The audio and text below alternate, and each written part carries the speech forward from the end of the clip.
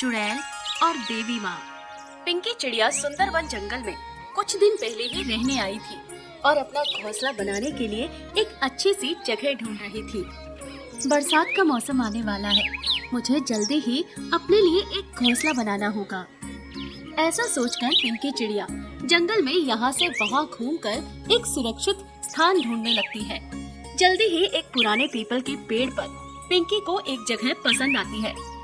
अरे वाह, ये पेड़ तो कितना घना और सुंदर है और यहाँ पर पास में ही नदी भी बहती है। मैं अपना घोंसला यहीं पर बनाऊंगी।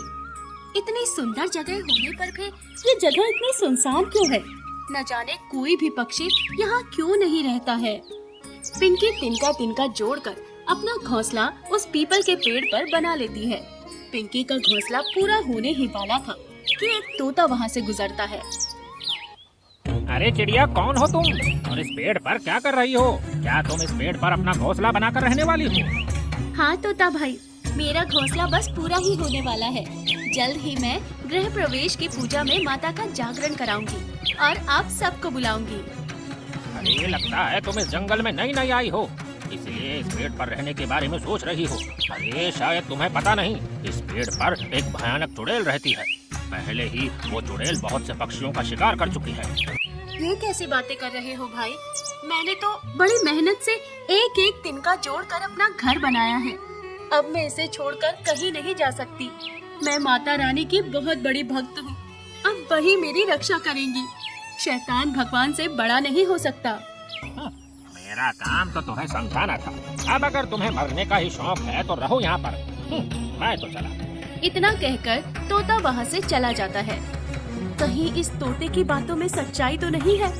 अगर सचमुच इस पेड़ पर कोई चुड़ैल हुई तो? लेकिन अब मैं अपना घर छोड़कर कहीं जा भी तो नहीं सकती। ऐसा सोचकर पिंकी जल्द ही अपने घोंसले के गृह प्रवेश की पूजा के लिए जंगल के सभी पक्षियों को निमंत्रण देने जाती है। कितने दिन हो गए कोई शिकार किए हुए। बस एक बार ये चिड़िया इस घर में रहने आ जाए, फिर तो मैं इसके साथ साथ जो भी पक्षी इसके घर आएगा उसे भी कच्चा चबा जाऊंगी।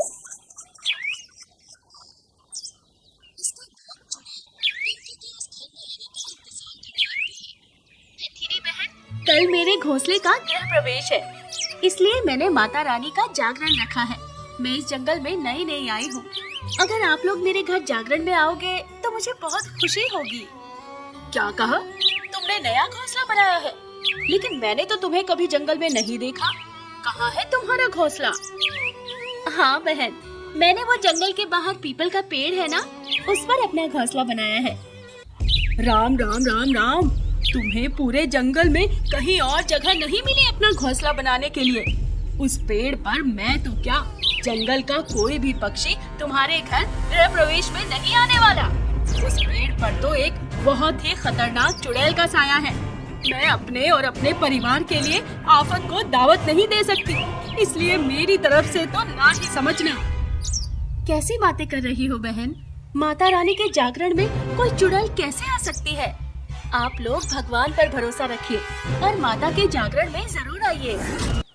हथीनी की बात सुनकर चिड़िया बहुत उदास हो जाती है और दूसरे पक्षियों को बुलाने के लिए उनके घर चली जाती है।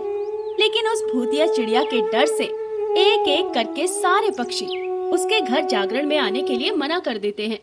अंत में पिंकी एक बूढ़े बाज के यहाँ पहुँचती है। मैं जानती हूँ काका, आप भी बाकी पक्षियों की तरह मेरे घर जागरण में आने के लिए इनकार ही करेंगे, लेकिन फिर भी मैं आपको बुलाने के लिए आई हूँ। अरे ऐसा क्यों कह रही हो बेटा? मुझे पूरी बात बताओ कि आखिर जंगल के पक्षी तुम्हारे घर में क्यों नहीं आना चाहते हैं? जंगल के सभी पक्षियों का कहना है कि जिस पेड़ पर मैंने घोंसला बनाया है उसमें एक चुड़ैल का वास है और वो चुड़ैल पहले भी बहुत से पक्षियों को अपना भोजन बना चुकी है। इसलिए कोई भी पक्षी मेरे घर पूजा में नहीं आना चाहता है। अच्छा, तो ये बात है। देखो बेटा, वास्तव में वो बहुत ही शक्तिशाली चुड़ैल है। तुम्हें अगर उस घर में रहना है तो पहले कुछ उपाय करना होगा। एक काम करो बेटा, तुम अपने घर में ये माता रानी का जागरण कुछ दिन के बाद रख लेना। पहले तुम धूमधाम से 9 दिन की नवरात्रि का व्रत रखो और अपने घर में माता की अखंड ज्योत जलाओ 9वें दिन माता रानी की कंजकें खिलाकर व्रत का उद्यापन करना। अगर तुम 9 दिन की पूजा करने में सफल हो पाई तो उस बुरी आत्मा का प्रभाव तुम्हारे घर से दूर हो जाएगा। ठीक है बाज बाबा, मैं घर जाती हूँ। मैं संकल्प लेती हूँ कि नवरात्र के 9 दिन के व्रत रखूंगी और इस दुष्ट चुड़ैल को उस पेड़ से हटाने के बाद ही मैं अपने घर का गृह प्रवेश करूंगी। उसके बाद पिंकी चिड़िया नवरात्रि के व्रत की तैयारी में पूरे भक्ति भाव से लग जाती है। नवरात्रि के पहले दिन पिंकी चिड़िया बाजार से नारियल, चुनरी और पूजा का सामान लेकर आती है। पिंकी को पूजा की तैयारी करते देख चुड़ैल बहुत गुस्से में आ जाती है। कोई फायदा नहीं है पिंकी ये सब करने का। ये पेड़ मेरा घर है और मैं यहाँ तुझे कभी भी नहीं रहने दूंगी। मेरी माता रानी मेरे साथ है, मैं तुमसे डरने वाली नहीं। चली जाओ यहाँ से। देखना, मेरे व्रत के प्रभाव से तुझे ये पेड़ छोड़कर जाना ही पड़ेगा। देख चिड़िया, चुपचाप इस पेड़ को छोड़कर चली जा, नहीं तो मैं तेरे टुकड़े टुकड़े करके तेरा खून पी जाऊंगी। फिर पुकारती रहना अपनी देवी माँ को। चुड़ैल पिंकी को डराने का बहुत प्रयास करती है, लेकिन पिंकी माता रानी का नाम लेकर अंदर पूजा करने चली जाती है। कुछ ही देर में पिंकी चौकी लगाकर कलश स्थापना करने लगती है। तभी अचानक तेज हवाएं चलने लगती हैं। ये सब क्या हो रहा है? अचानक से ये तेज आंधी कहाँ से आ गई? धीरे धीरे हवा का वेग बढ़ता जाता है और पिंकी का घोंसला हिलने लगता है। हे देवी माँ, मेरी रक्षा करो। ये कैसी हवाएं चल रही है? अगर ऐसे ही चलता रहा तो मेरा घोंसला गिर जाएगा। इतना कहकर पिंकी रोने लगती है। तभी पिंकी की पूजा का कलश उछलकर दूर जा गिरता है। क्या हुआ? डर गई ना? अभी तो मैंने बस तेरा कलश फेंका है। अगर तो यहाँ से नहीं गई तो तू और तेरा घोंसला भी ऐसे ही जमीन पर पड़े मिलेंगे। बड़ी आई देवी के भक्त। इतना कहकर चुड़ैल वहाँ से गायब हो जाती है और अचानक से तेज हवा भी बंद हो जाती है। इस चुड़ैल ने तो आज पहले ही दिन मेरी पूजा को खंडित कर दिया और मेरा पूरा घर भी तहस नहस कर दिया। ये सचमुच बहुत शक्तिशाली चुड़ैल है। हे देवी माँ, ये सिर्फ मेरी ही नहीं, आपकी भी परीक्षा की घड़ी है। मुझे पूरा यकीन है कि इस परीक्षा में मेरी भक्ति कभी फेल नहीं हो सकती। इतना सोचकर पिंकी फिर से माता रानी की चौकी लगाने लगती है और अपने घर को फिर से व्यवस्थित करने लगती है। नवरात्रि के दूसरे दिन पिंकी अखंड ज्योत जलाकर देवी माँ का पाठ कर रही होती है कि तभी, हे देवी माँ, ये कैसा अपशगुन है?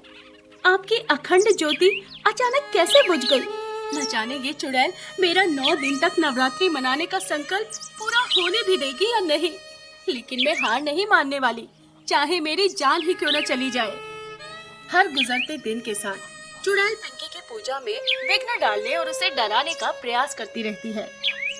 चौथे दिन, आज तो लगता है बुखार से मेरा पूरा शरीर तप रहा है। आज तो बिस्तर से उठने जितनी भी ताकत नहीं बची है।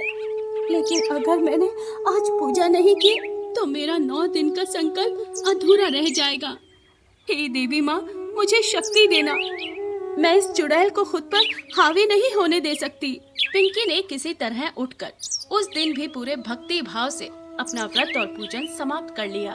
किसी तरह 9वां दिन आ जाता है और पिंकी कन्या पूजन के लिए जंगल से गरीब कन्याओं को भोजन कराने के लिए अपने घर लेकर आ जाती है। सबसे पहले आप सभी अपना अपना आसन ग्रहण कर लो, फिर मैं प्रेम से आप सबको भोजन कराऊंगी और अपने 9 दिनों के उपवास का उद्यापन करूंगी। पिंकी खुशी खुशी कन्या भोजन करा रही होती है कि तभी चुड़ैल चिड़िया वहाँ आ जाती है। मैंने तुझे समझाने की बहुत कोशिश की थी कि ये घर छोड़कर चली जा, लेकिन तुझे मेरी बात समझ में नहीं आई। अब तेरे साथ साथ ये नन्ही चिड़िया भी मरेगी। तुझे बहुत शौक है ना माता की भक्ति और जागरण कराने का। अब तू आखिरी बार अपनी देवी माँ को याद कर ले। इतना कहकर चुड़ैल पिंकी पर हमला कर देती है और पिंकी चिड़िया घायल होकर वहीं गिर पड़ती है। मेरी रक्षा करो माँ, आपकी भक्ति खतरे में है, मेरी रक्षा करो। तभी चुड़ैल एक कन्या पर हमला कर देती है। अचानक कमरे में एक तेज प्रकाश फैल जाता है और देवी माँ वहाँ प्रकट हो जाती है। दुष्ट चुड़ैल, मेरे संयम का बांध अब टूट चुका है। तूने मेरे भक्त को असंख्य कष्ट दिए, लेकिन वो उसकी भक्ति की परीक्षा थी, इसलिए मैं चुपचाप देखती रही। किंतु आज तूने नन्हे कन्या को हानि पहुंचाकर अपनी सीमा पार कर दी है। अब तुझे मुझसे कोई नहीं बचा सकता। मुझे माफ कर दो माँ, मैंने आपका बहुत अपमान किया। मैं आज ही ये पेड़ छोड़कर चली जाऊंगी। तेरे पापों का घड़ा अब भर चुका है, अब तेरे लिए मेरे पास कोई माफी नहीं है।